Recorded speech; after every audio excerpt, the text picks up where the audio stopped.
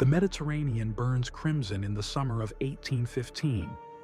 American warships slice through ancient waters where pirates once ruled unchallenged for centuries.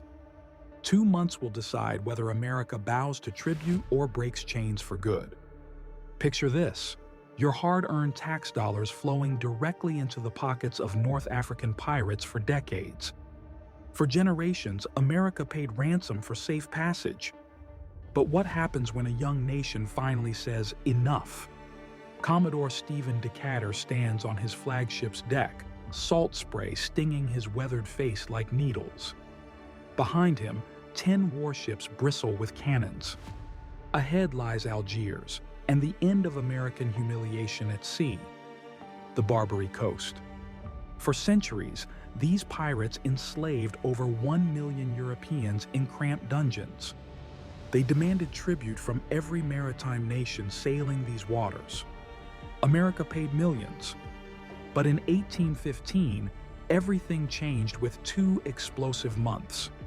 Imagine being a sailor's wife in Baltimore, watching empty harbors each dawn. Your husband disappeared in Mediterranean waters 3 years ago. Is he rowing in Algerian galleys? Dead in their dungeons? Today, revenge sails under American colors.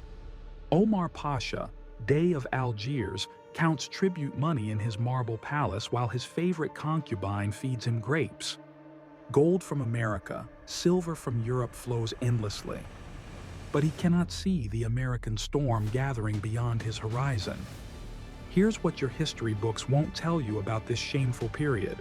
America nearly went bankrupt paying pirates for safe passage. 20% of federal revenue flowed to North Africa, while citizens struggled with basic needs. The irony cuts deep as a cutlass blade through flesh. America just fought Britain for maritime rights, while simultaneously paying pirates for safe passage across ancient waters.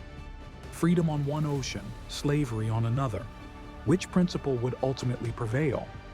June 17, 1815. Decatur's squadron departs New York Harbor under billowing canvas sails. Citizens cheer from the docks with handkerchiefs waving. But they don't know their sons and fathers sail toward waters stained with American blood and shame. Think about this pivotal moment. Decatur could negotiate diplomatically, pay more tribute, maintain the profitable status quo for pirates. Instead, he chooses total war. One man's decision will reshape Mediterranean power. Sometimes history pivots on individual courage alone. The Mashuda cuts through Mediterranean swells like a predatory shark, her Algerian flag snapping in sea wind. Captain Reis Hamida commands the most feared pirate ship in North Africa's waters. He doesn't know American cannons are hunting him relentlessly. Below deck, Christian slaves row in iron chains that bite their flesh.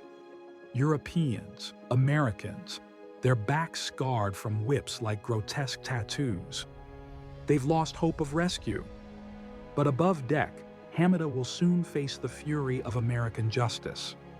Decatur learned naval warfare fighting these same pirates 15 years earlier in bloody engagements. Now he returns, older, harder, commanding superior firepower and veteran crews. This isn't diplomacy, it's reckoning. The student has become the teacher of naval warfare. Picture the Mediterranean as a vast chessboard with ancient rules. For centuries, Barbary states controlled every move with iron fists. European pieces paid tribute to survive another day. Now America introduces a new game, total war instead of endless payments. 2 months. 60 precious days to end centuries of institutionalized piracy and extortion. Can American determination overcome entrenched corruption and fear? Will Decatur's cannons succeed where diplomatic gold failed repeatedly? The clock starts ticking with Mediterranean sunrise. June 19, 1815. Decatur spots enemy sails on the distant horizon like death approaching. The Mashuda, Algeria's most powerful warship, approaches unaware of impending doom. In minutes, centuries of Mediterranean piracy will face its deadliest challenge yet from American guns. Captain Hamida peers through his brass spyglass at approaching American colors with growing unease. He's captured dozens of Christian vessels in these waters. Today, he faces 10 warships bristling with cannons and veteran crews. Pride drives him forward. Wisdom screams retreat desperately. The first broadside erupts like thunder from hell itself. American cannonballs tear through Algerian timber like paper in hurricane winds. The Mashuda shudders violently, her masts splintering into deadly fragments. Hamida realizes too late, these Americans aren't merchants begging for safe passage anymore. Below deck, Christian slaves hear battles roar above their heads like approaching Judgment Day. Chains bite their wrists as the ship lurches violently in combat. Some pray for American victory desperately. Others fear drowning in shackles. Freedom and death dance together in azure seas. Hamida bleeds on his quarterdeck, mortally wounded by American grape shot that tears through his chest. His dying words curse the infidels who dare challenge Algerian supremacy on these ancient waters. But his blood mingles with Mediterranean waves that will soon run red with pirate blood. You're witnessing the death of an era that lasted 8 centuries. For generations, Barbary pirates terrorized Mediterranean commerce with impunity and brutal efficiency. In 30 minutes of cannon fire, American determination shatters centuries of maritime extortion and institutionalized fear. The Mashuda strikes her colors in defeat and humiliation. Hamida lies dead in pooling blood. 426 prisoners, including American slaves, are liberated from chains and despair. Decatur's flagship USS Guerriere emerges victorious, her battle flag snapping proudly in sea breeze. Freedom tastes different to every liberated soul breathing free air again. John Smith from Boston remembers his wife's apple pie with tears. Maria Gonzalez dreams of Spanish sunshine and children's laughter. Their tears now flow from joy, not despair, salt water transformed by hope. But Decatur isn't finished reshaping the balance of Mediterranean power. The Estedio, another Algerian warship, flees toward Algiers carrying news of Mashuda's destruction and Hamida's death. Decatur pursues like an avenging angel, his guns hungry for more pirate blood. The chase lasts 6 brutal hours across blue Mediterranean waters under scorching sun. Estedio's crew throws cargo overboard desperately, hoping to escape American vengeance and certain death. But you can't outrun justice when it sails with 44 cannons in righteous fury. Corner a pirate, and desperation makes him dangerous as a wounded beast. Estedio turns to fight rather than surrender to American mercy.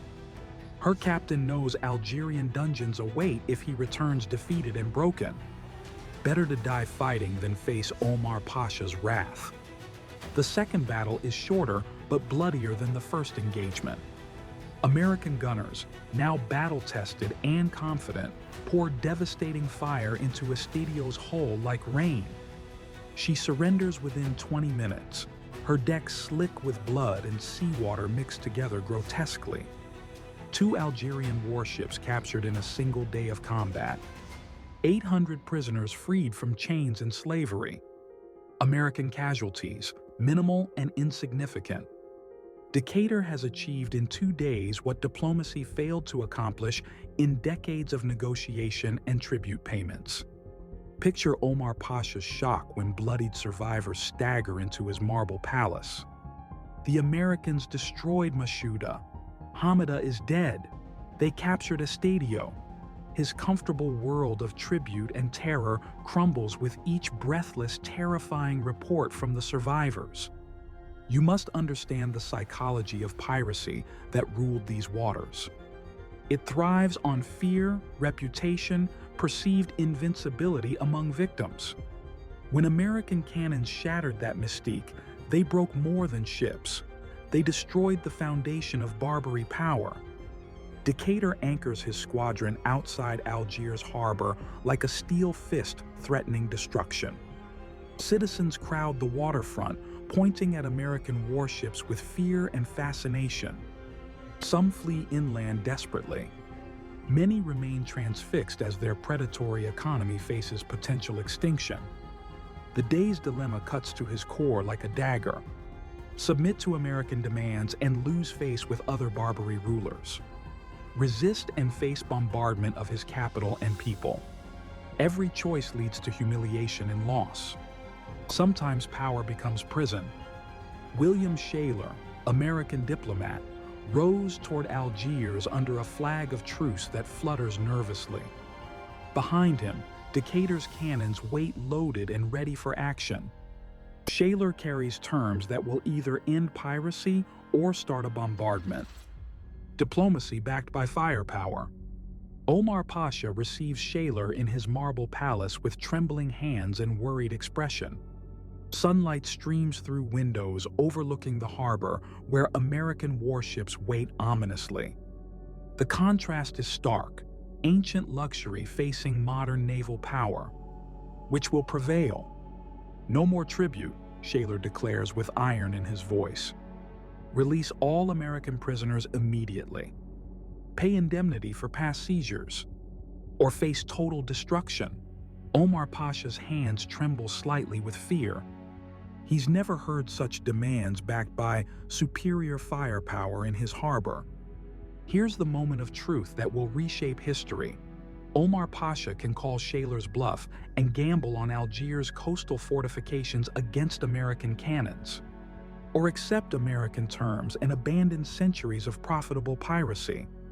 Pride wars with pragmatism in his troubled mind. The day walks to his window slowly, studying Decatur's warships with growing dread. Their cannon ports gape like hungry mouths waiting to devour his city. He remembers stories of American bombardments in Tripoli years earlier. Those cities still bear scars from Republican fury. Think about this bitter irony of power. Omar Pasha built his wealth on fear and intimidation. Now fear drives his decision-making process. The predator becomes prey when faced with superior force and unwavering determination.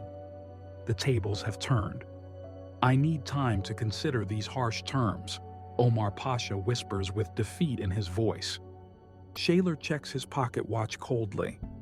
Commodore Decatur grants you 3 hours exactly. After that, his cannons will deliver America's final answer to your shores. Time becomes a weapon of war.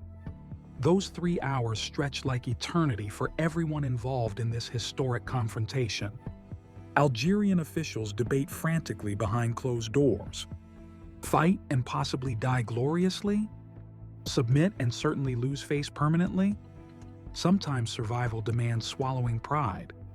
The clock ticks toward Mediterranean sunset and potential bombardment. You're witnessing the death throes of institutionalized piracy that ruled these waters. For centuries, North African rulers lived off maritime extortion with impunity. In one afternoon, American naval power ends their business model. Cannons speak louder than tribute. Omar Pasha summons his council of elderly advisors for desperate consultation. They remember when Barbary corsairs terrorized European commerce unopposed by any force. Now they face a new world where American warships enforce international law with gunpowder and determination instead of negotiation. The decision tears at Omar Pasha's soul like a physical wound. His father collected tribute from America proudly. His grandfather enslaved Christians without consequence. Now he must abandon ancestral traditions or watch Algiers burn. History pivots on individual choices. 2 hours remain until Decatur's ultimatum expires in violence. His gunners stand ready at their cannons with lit matches. American Marines check their muskets methodically. The Mediterranean holds its breath as sunset approaches, bringing either peace treaty or naval bombardment to Algerian shores. Omar Pasha signs the treaty with a trembling hand that can barely hold the quill. No more tribute payments. All American prisoners freed immediately. Indemnity paid in gold.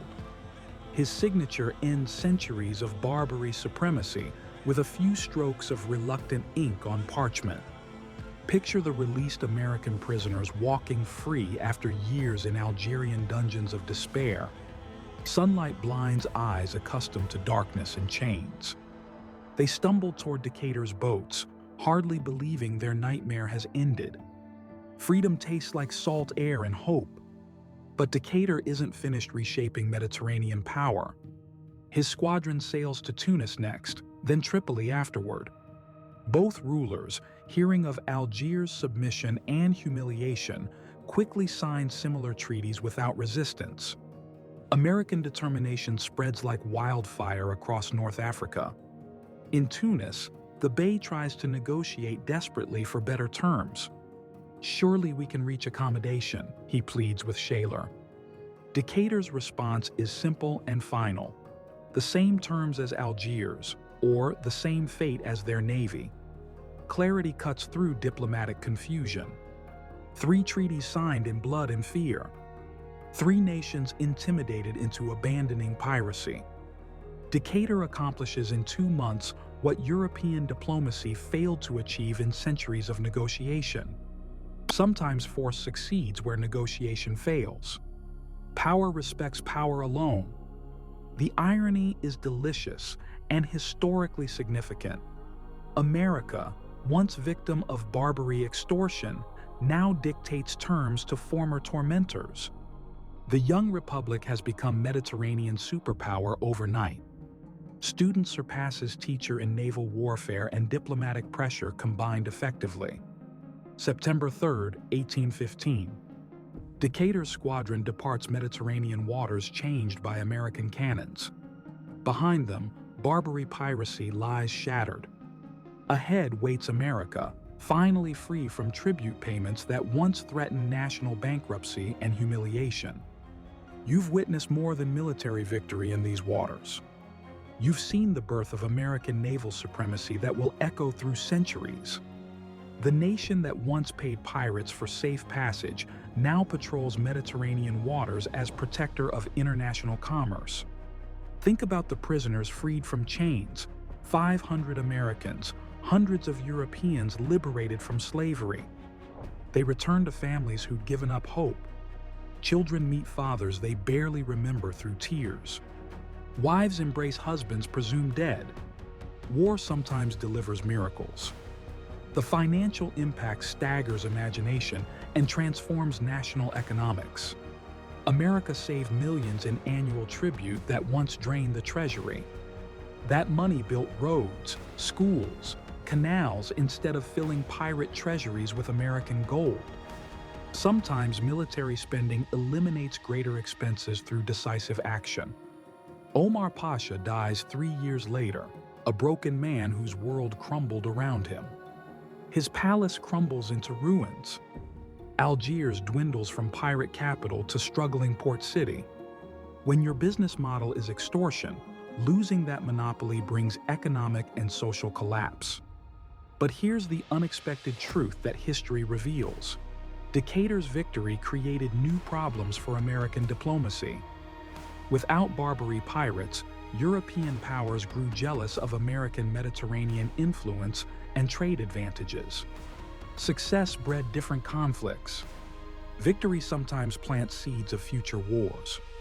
Decatur himself meets tragic fate that mars his triumph. 5 years later, he dies in a duel with James Barron over honor. The man who ended piracy falls to personal honor code and pride. Heroes often survive great battles only to perish in smaller conflicts. Picture this transformed world.